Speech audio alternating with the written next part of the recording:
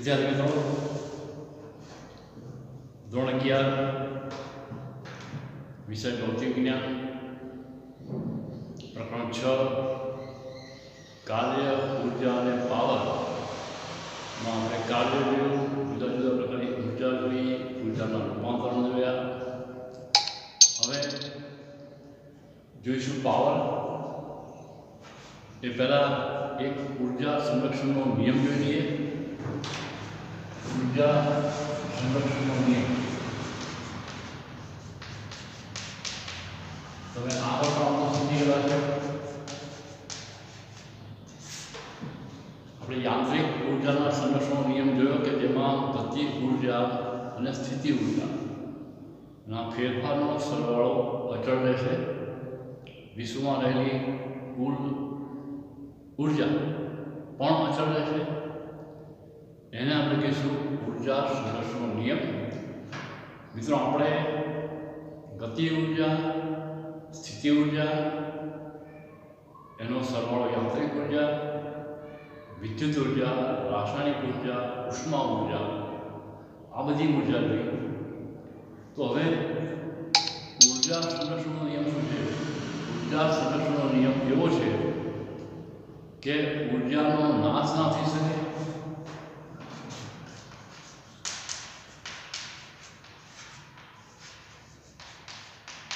જે ઊર્જા નવી ઉત્પન્ન ન થઈ શકે. ફક્ત એક પ્રકારની ઊર્જાનું બીજા પ્રકારની ઊર્જામાં રૂપાંતરણ થાય છે. જો તમારે પંખો ચલાવવો હશે તો સામે વિદ્યુત પાવરનો ઉપયોગ કરવો પડશે. પાણીમાંથી H2 અને O2 છૂટા પડવા હશે, રાસાયણિક ક્રિયા કરી હશે તો આપણે વિદ્યુત વિભાજન કરવું પડશે, ત્યાં વિદ્યુતનો ઉપયોગ કરવો પડશે. એટલે એક પ્રકારની ઊર્જા તમે ઉત્પન્ન કરો છો તો સામે બીજા પ્રકારની ઊર્જા વપરાશે. હા, એ વાત જુદી છે કે ઊર્જાનું પૂરેપૂરો રૂપાંતરણ શક્ય નથી. 100% ઊર્જાનું એકમાંથી બીજામાં રૂપાંતર શક્ય નથી. એવું હોત તો આ ઊર્જાની કટોકટી સર્જાત નહીં. તમે બે પ્રકારના એન્જિન બની ગયા, બાહ્ય દહન એન્જિન અને આંતરિક દહન એન્જિન. એમાં વાહનોમાં મોટે ભાગે વપરાય છે આંતરિક દહન એન્જિન.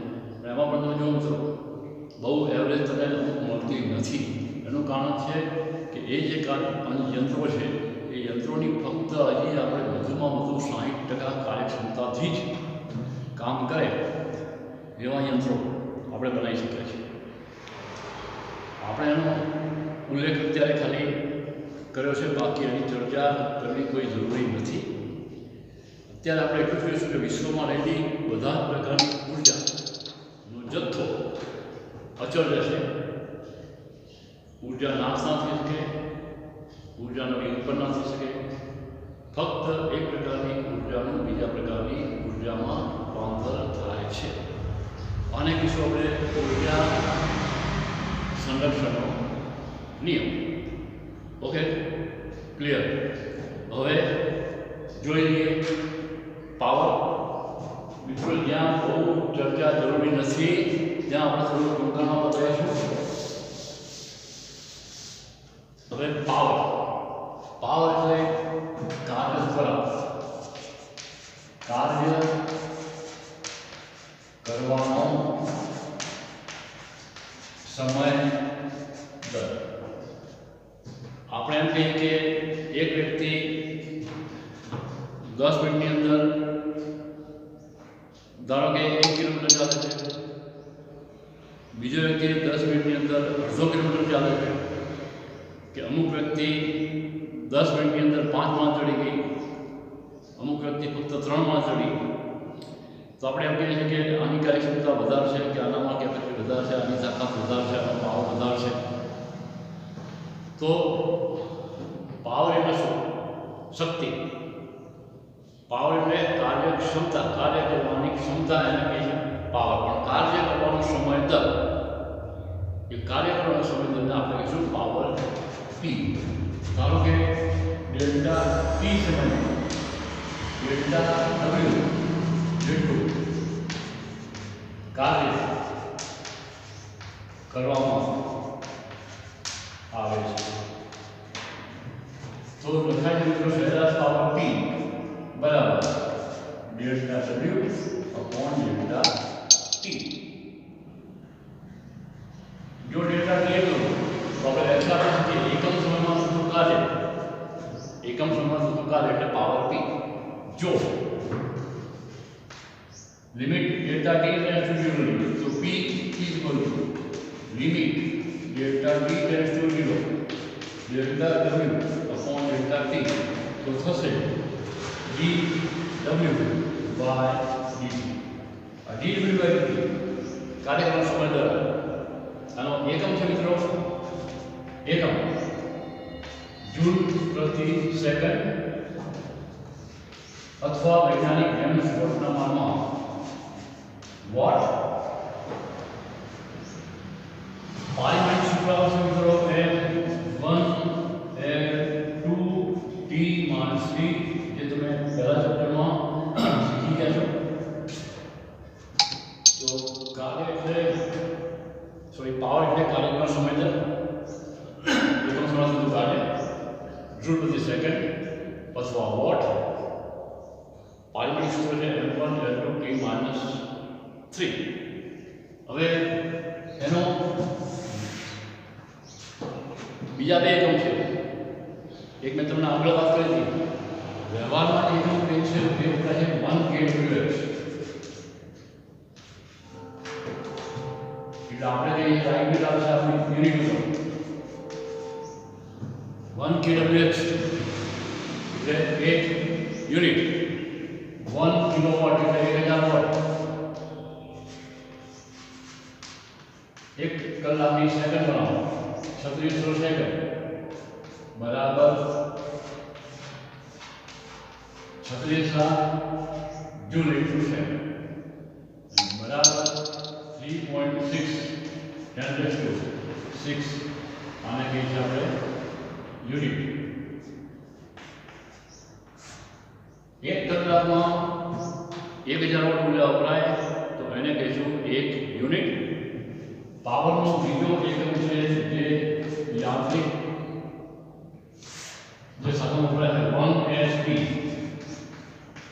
મિત્રો મોટર તમે કહેતા હશો અડધાની મોટર છે, પાણી મોટર છે, એકની મોટર છે. એ શું આપણે વાત કરીએ છીએ મોટર કઈ ઇલેક્ટ્રિક મોટર છે પાણી ચડાવવા માટે વપરાય છે, કઈ યંત્રો ફેરવા માટે વપરાય છે, ઘંટીમાં વપરાતી હોય, બીજા કોઈ મશીનો વપરાતી હોય, પાણી ચડાવવા માટે વપરાતી હોય. એ મોટર છે જે મિત્રો એ મોટરનો આપણે કહીએ છીએ એકની છે, અડધાની છે, દોઢની છે. તો એ શું એકની એટલે 1 HP 1 હોર્સ પાવર અશ્વ શક્તિ. 1 હોર્સ પાવર બરાબર લગભગ છે 746 વોટ. આ 1 HP એટલે 1 હોર્સ પાવર નો મીનિંગ થશે 746 વોટ. ક્લિયર છે? પાવરમાં આટલું છે. પાવરની વ્યાખ્યા એકમ પારિમાણિક સૂત્રો બીજા બે એકમ એક આપણે જૂલ પ્રતિ સેકન્ડ બીજો આપણે વોટ બીજો છે યુનિટ 1 kWh અને ચોથો આપણે 1 HP અથવા HP. ક્લિયર મિત્રો? હવે એક ટોપિક બીજો જોઈએ.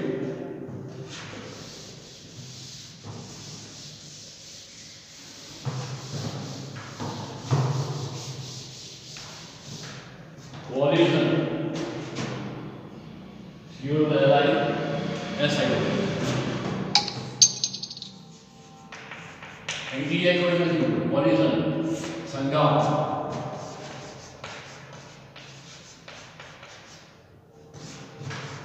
અથડામણ.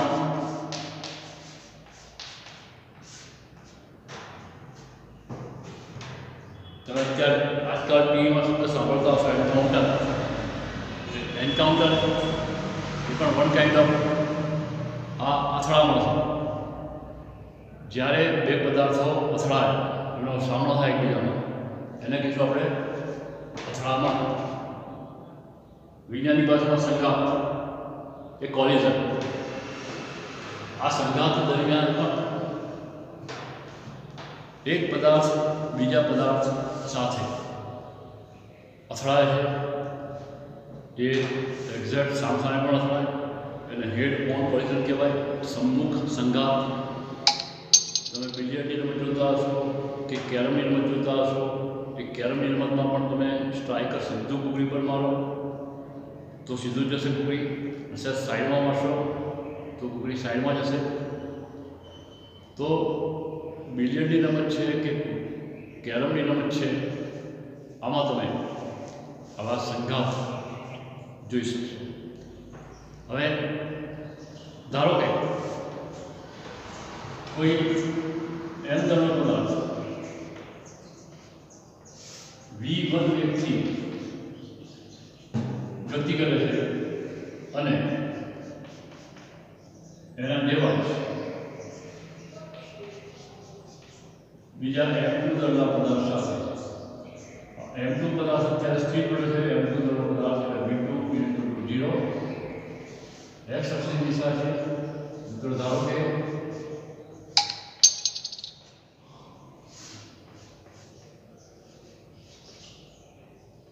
એ સંઘાત બન્યા પછી અનુક્રમે x અક્ષ સાથે θ1 અને θ2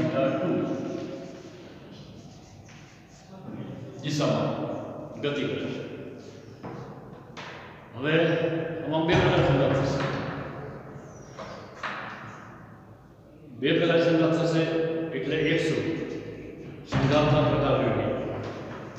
એક છે સ્થિતિસ્થાપક સંઘાત, જે સંઘાત દરમિયાન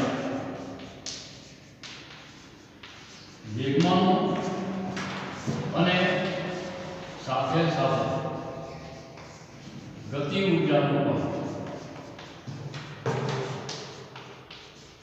સંરક્ષણ થાય તો તેવા સંઘાતને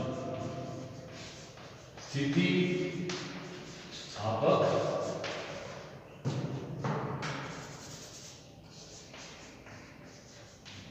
સંઘાત કહે છે. સ્થિતિસ્થાપક, અસ્થિતિસ્થાપક.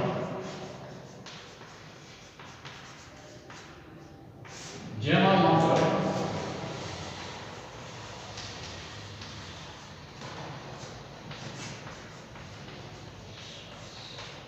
વેગમાન સંરક્ષણ થશે,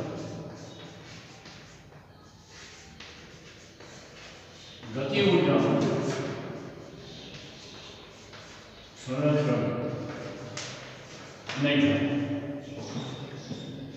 જેમાં માત્ર વેગમાન સંરક્ષણ થાય, ગતિ ઊર્જાનું સંરક્ષણ નહીં થાય એને કહીશું અસ્થિતિસ્થાપક. એમાં વેગમાન અને ગતિ ઊર્જા બંનેનું સંરક્ષણ થાય એને કહેવાય સ્થિતિસ્થાપક સંઘાત.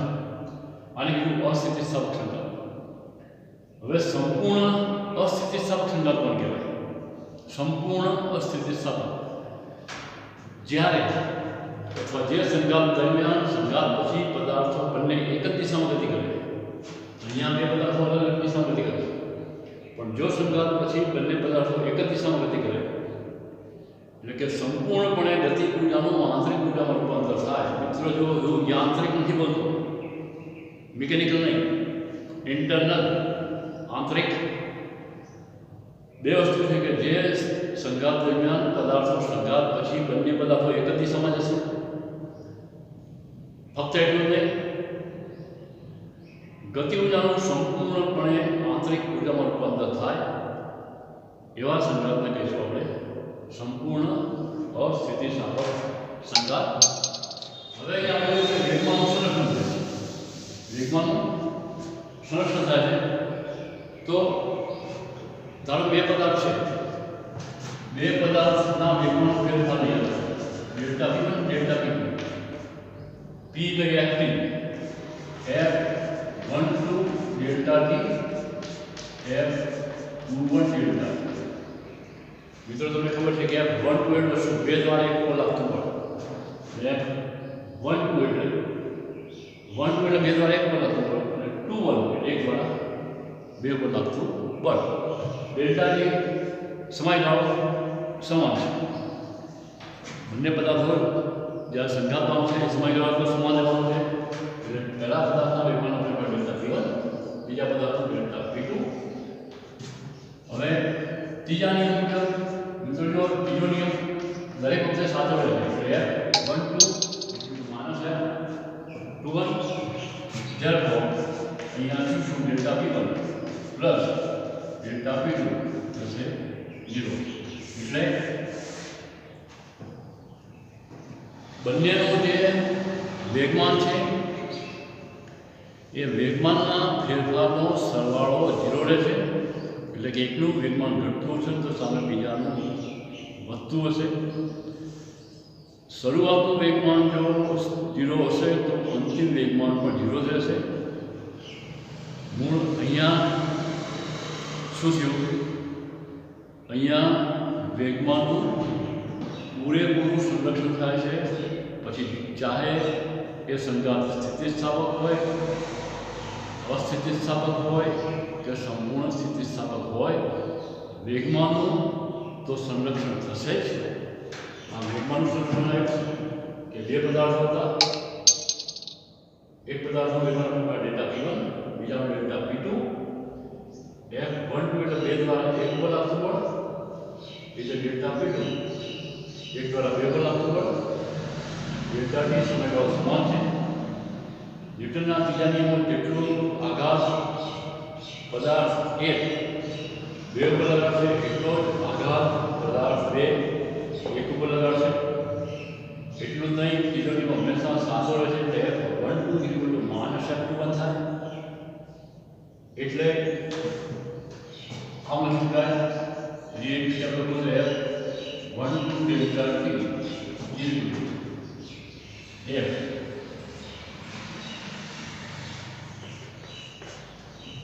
F12 delta T minus F21 ની જગ્યાએ માઇનસ F12 લખી દીધું તો અહીંયા delta P1 minus delta P2 પરિણામ મળશે delta P1 plus delta P2 બરાબર 0. મિત્રો આ શું વેગમાનનું સંરક્ષણ. હવે પછીના લેક્ચરમાં આપણે એક પરિમાણમાં સંઘાત જોઈશું. એના ચોક્કસ અમુક વિશિષ્ટ કિસ્સાઓ જોઈશું.